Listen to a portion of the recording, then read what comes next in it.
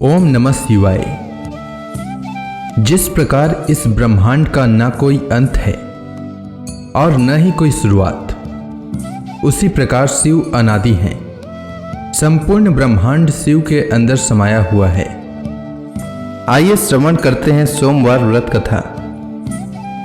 प्राचीन काल की बात है। एक नगर में एक बहुत धनवान साहूकार रहता था, जिसके घर में धन की कमी नहीं थी, परंतु उसको एक बहुत बड़ा दुख था कि उसके कोई पुत्र नहीं था। वह इसी चिंता में दिन रात लगा रहता था। वह पुत्र की कामना के लिए प्रत्येक सोमवार को शिव जी का व्रत और पूजन किया करता था तथा सायंकाल को शिव मंदिर में जाकर शिव जी के सामने दीपक जलाया करता था। उसके इस भक्ति भाव को देखकर एक समय पार्वती जी ने शिव जी महाराज से कहा कि महाराज, यह साहूकार आपका अनन्य भक्त है और सदैव आपका व्रत और पूजन बड़ी श्रद्धा से करता है। इसकी मनोकामना पूर्ण करनी चाहिए। शिव जी ने कहा, हे पार्वती, यह संसार कर्म क्षेत्र है। जैसे किसान खेत में जैसा बीज बोता है वैसा ही फल काटता है, उसी तरह इस संसार में जैसा कर्म करते हैं वैसा ही फल भोगते हैं। पार्वती जी ने अत्यंत आग्रह से कहा, महाराज, जब यह आपका अनन्य भक्त है और इसको अगर किसी प्रकार का दुख है तो उसको अवश्य दूर करना चाहिए, क्योंकि आप सदैव अपने भक्तों पर दयालु होते हैं और उनके दुखों को दूर करते हैं। यदि आप ऐसा नहीं करेंगे तो मनुष्य आपकी सेवा तथा व्रत क्यों करेंगे। पार्वती जी का ऐसा आग्रह देख शिव जी महाराज कहने लगे, हे पार्वती, इसके कोई पुत्र नहीं है। इसी चिंता में यह अति दुखी रहता है।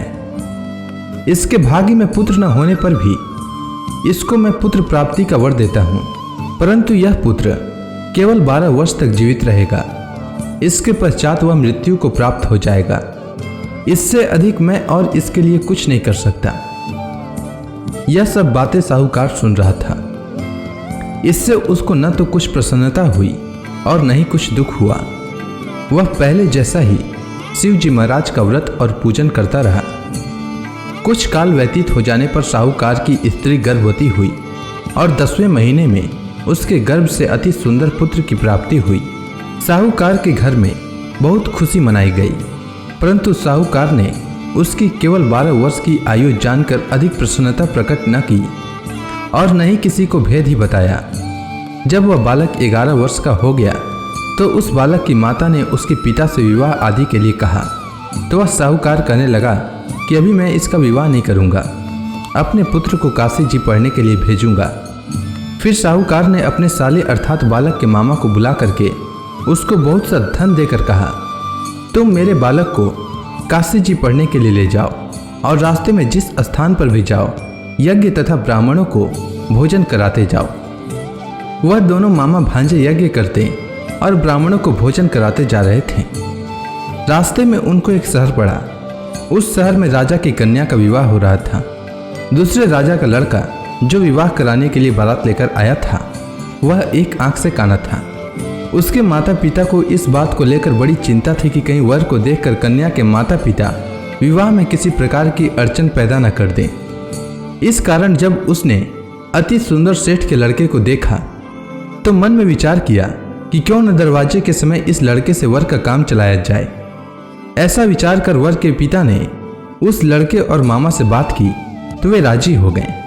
फिर उस लड़के को वर के कपड़े पहनाकर तथा घोड़ी पर चढ़ाकर दरवाजे पर ले गए और सब कार्य प्रसन्नता से पूर्ण हो गया। फिर वर के पिता ने सोचा कि यदि विवाह कार्य भी इसी लड़के से करा लिया जाए तो क्या बुराई है। ऐसा विचार कर लड़के और उसके मामा से कहा, यदि आप फेरों का काम और कन्यादान के काम को भी करा दें तो आपकी बड़ी कृपा होगी और मैं इसके बदले में आपको बहुत कुछ धन दूंगा। तो उन्होंने स्वीकार कर लिया और विवाह कार्य भी बहुत अच्छी तरह से संपन्न हो गया। परंतु जिस समय लड़का जाने लगा तो उसने राजकुमारी की चुंदड़ी के पल्ले पर लिख दिया कि तेरा विवाह तो मेरे साथ हुआ है, परंतु जिस राजकुमार के साथ तुमको भेजेंगे वह एक आंख से काना है और मैं काशी जी पढ़ने जा रहा हूँ। लड़के के जाने के पश्चात उस राजकुमारी ने जब अपनी चुंदड़ी पर ऐसा लिखा हुआ पाया तो उसने राजकुमार के साथ जाने से मना कर दिया और कहा कि वह मेरा पति नहीं है, मेरा विवाह इसके साथ नहीं हुआ है, वह तो काशी जी पढ़ने के लिए गया है। राजकुमारी के माता पिता ने अपनी कन्या को विदा नहीं किया और बारात वापस चली गई। उधर सेठ का लड़का और उसका मामा काशी जी पहुंच गए। वहां जाकर उन्होंने यज्ञ करना और लड़के ने पढ़ना शुरू कर दिया। जब लड़के की आयु 12 वर्ष की हो गई तो उस दिन उन्होंने यज्ञ रचा रखा था कि लड़के ने अपने मामा से कहा कि मामा जी आज मेरी तबीयत कुछ ठीक नहीं है। तब मामा ने कहा कि अंदर जाओ और सो जाओ। लड़का अंदर जाकर सो गया और थोड़ी देर में उसके प्राण निकल गए। जब उसके मामा ने आकर देखा कि वह मुर्दा पड़ा है तो उसको बड़ा दुख हुआ और उसने सोचा कि अगर मैं अभी रोना पीटना मचा दूंगा तो यज्ञ का कार्य अधूरा रह जाएगा। अतः उसने जल्दी से यज्ञ का कार्य समाप्त कर ब्राह्मणों के जाने के बाद रोना पीटना आरंभ किया। संयोगवश उसी समय शिव पार्वती जी उधर से जा रहे थे। जब उन्होंने जोर जोर से रोने की आवाज़ सुनी तो पार्वती जी कहने लगी कि महाराज कोई दुखिया रो रहा है, उसके कष्ट को दूर कीजिए। जब शिव पार्वती ने पास जाकर देखा तो वहां एक लड़का मुर्दा पड़ा था। पार्वती जी कहने लगी कि महाराज यह तो उसी सेठ का लड़का है जो आपके वरदान से हुआ था। हे महाराज, इस बालक को और आयु दीजिए, नहीं तो इसके माता पिता तड़प तड़प कर मर जाएंगे। पार्वती जी के बार बार आग्रह करने पर शिव जी ने उसको जीवन वरदान दिया और शिव जी महाराज की कृपा से लड़का जीवित हो गया। शिव जी और पार्वती जी कैलाश पर्वत पर चले गए। तब वह लड़का और मामा उसी प्रकार यज्ञ करते तथा ब्राह्मणों को भोजन कराते हुए अपने घर की ओर चल पड़े। रास्ते में उसी शहर में आए जहां उसका विवाह हुआ था। वहां पर आकर उन्होंने यज्ञ आरंभ कर दिया तो उस लड़के के ससुर ने उसको पहचान लिया और अपने महल में ले जाकर उसकी बड़ी खातिर की।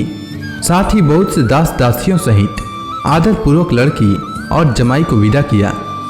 जब वह अपने शहर के निकट आए तो मामा ने कहा कि मैं पहले तुम्हारे घर जाकर खबर कर देता हूँ। जब उस लड़के का मामा घर पहुंचा तो लड़के के माता पिता घर की छत पर बैठे थे और यह प्रण कर रखा था कि यदि हमारा पुत्र सकुशल लौट आया तो हम राजी खुशी नीचे आ जाएंगे, नहीं तो छत से गिरकर अपने प्राण खो देंगे। इतने में उस लड़के के मामा ने आकर यह समाचार दिया कि आपका पुत्र आ गया है, तो उनको विश्वास नहीं हुआ। तब उसके मामा ने शपथ पूर्वक कहा कि आपका पुत्र अपनी स्त्री के साथ बहुत सारा धन लेकर आया है। तो सेठ ने आनंद के साथ उसका स्वागत किया और बड़ी प्रसन्नता के साथ रहने लगे। इसी प्रकार से जो कोई भी सोमवार के व्रत को धारण करता है अथवा इस कथा को पढ़ता या सुनता है उसकी समस्त मनोकामनाएं पूर्ण होती है। उम्मीद है आपको सोमवार व्रत की कथा अच्छी लगी होगी। अगर आपको यह वीडियो अच्छी लगी हो तो कमेंट सेक्शन में ओम नमः शिवाय लिखना न भूलें। धन्यवाद।